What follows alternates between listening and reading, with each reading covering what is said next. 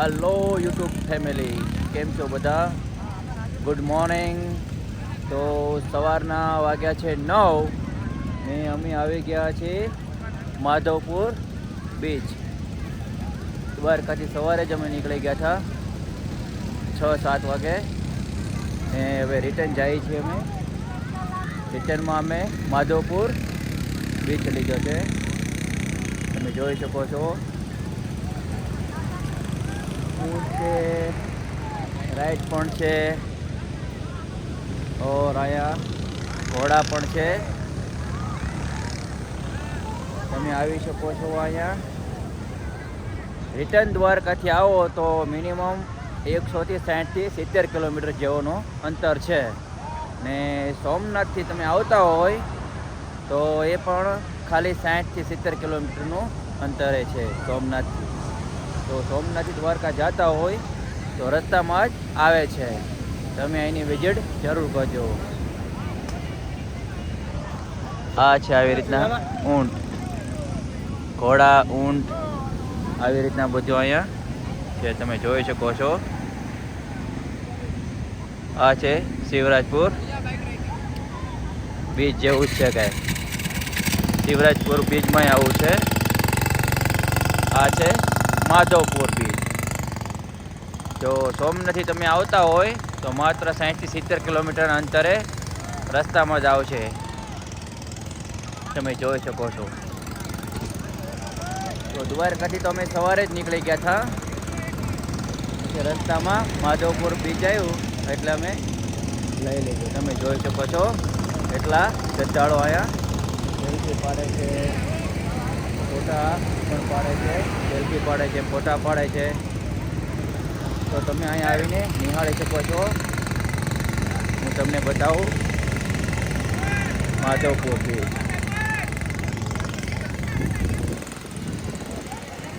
કંઈક આવી રીતનું બધું નજારો છે અહીંયા. ઘોડાના શોખીન હોય તો એના માટે ઘોડો પણ છે. ઓર અહીંયા ઊંટ પર છે, આપણે ગુજરાતીમાં એને હાંડિયો કહીએ, ઊંટ પણ કહેવાય, હાંડિયો પણ કહેવાય. તમે જોઈ શકો છો કેટલા બધા માણસો અહીંયા આવી રહ્યા છે. તો આવી રીતના કંઈક રાઈડ પણ છે, તો તમે પણ સવાર કરી શકો છો. આ તમે જોઈ શકો છો કેટલા બધા અહીંયા ઊંટ છે.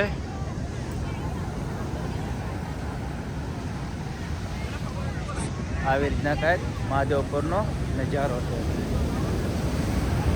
તો કમેન્ટ બોક્સમાં કમેન્ટ કરજો કે કોણ આ બીચ ઉપર, માધવ બીચ ઉપર આવેલું છે. આ બીચનું નામ છે માધવપુર બીચ. તો સોમનાથથી તમે આવતા હોય તો માત્ર 70 કિલોમીટરના અંતરે દૂર છે ને દ્વારકાથી તમે રિટર્ન જતા હોય તો 160થી 70 કિલોમીટરનું અંતરે આવેલું છે. તમે જોઈ શકો છો કેટલા લોકો અહીંયા ફોટા પાડે, સેલ્ફી પાડે. તમે પણ વિઝિટ કરો. શાનદાર નજારો છે અહીંનો કાંઈક, તમે જોઈ શકો છો.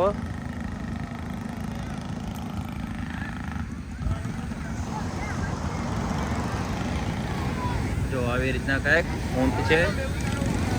આપણે આને હાંડિયો પણ ગુજરાતીમાં કહીએ છીએ, બોતડું પણ કહેવાય, બોતડું પણ કહેવાય ઓર હાંડિયો પણ કહેવાય, ઊંટ પણ કહેવાય. કમેન્ટ બોક્સમાં કમેન્ટ કહેજો કે તમે એને શું કહે છો.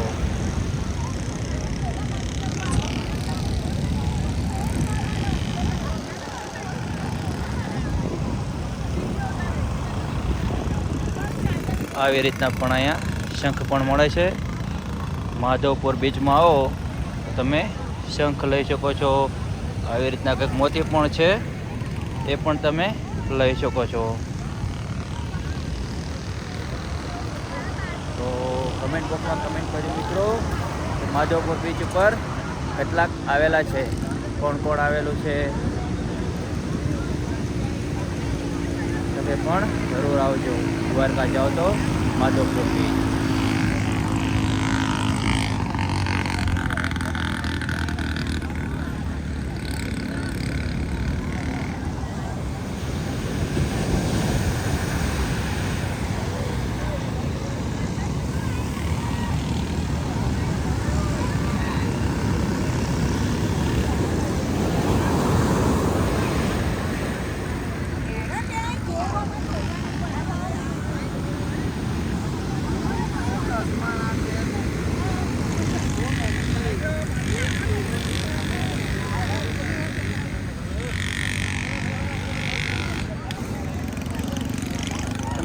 એની રેતી પણ તમે જોઈ શકો છો કેટલી સોફ્ટ છે.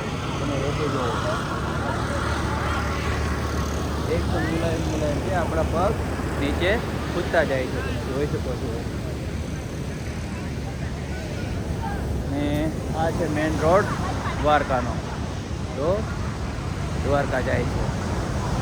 રિટર્ન જાઓ તો સોમનાથ और આમ જાઓ તો દ્વારકા.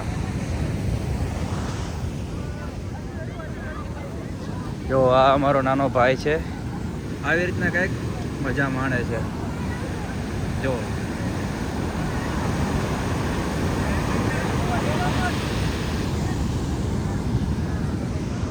તો અમે હવે રિટર્ન દ્વારકાથી સવારે નીકળી ગયા હતા. તો અત્યારે મોર્નિંગના વાગ્યા છે 9. જોઈ શકો છો તોફાની દરિયો.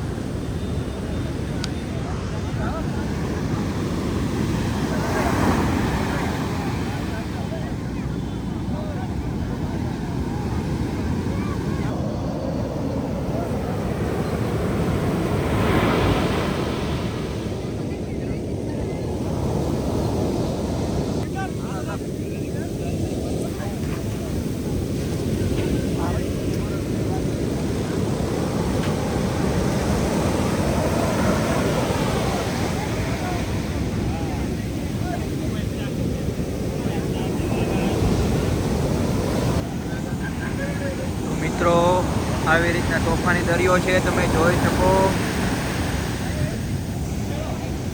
જેમ દરિયામાં કરેટ હોય એની જેમ આવે છે. તો જો અમારા પણ શૂઝ બદલાઈ ગયા છે.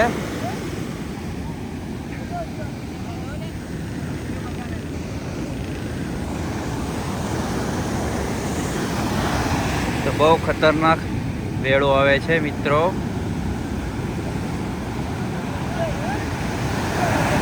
તમે જોઈ શકો છો ફ્રેન્ડ, જોવો તો જો મિત્રો અમારા શૂઝ બદલાઈ ગયા છે. જો આ અમારો ભાઈ પણ પડી જાય એવી રીતના છે. એનું ચપ્પલ જોવો તમે, ઘડીકમાં કેટલા ડૂબી ગયા ને ખૂટી પણ ગયા. જો એક ચપ્પલ તો એનું ક્યાં ગયું એ જ ખબર નથી. ક્યાં ગયું ભાઈ ચપ્પલ તારું? એક ચપ્પલ હાથમાં છે હો એનું. તમે જોઈ શકો છો એનો નજારો. અમારા પણ આવી રીતના શૂઝ બદલાઈ ગયા છે. ઘણી કોશિશ કરી અમે છુપાવવાની, પણ જોવો તમે અમે પણ શૂઝ બદલાઈ ગયા છે. કાંઈ વાંધો નહીં, પણ હવે અમે રિટર્ન જાય છે એટલે વાંધો નહીં. બદલાઈ ગયા તો બાઇકમાં અમારા સુકાઈ જશે. તમે જોઈ શકો. જો મિત્રો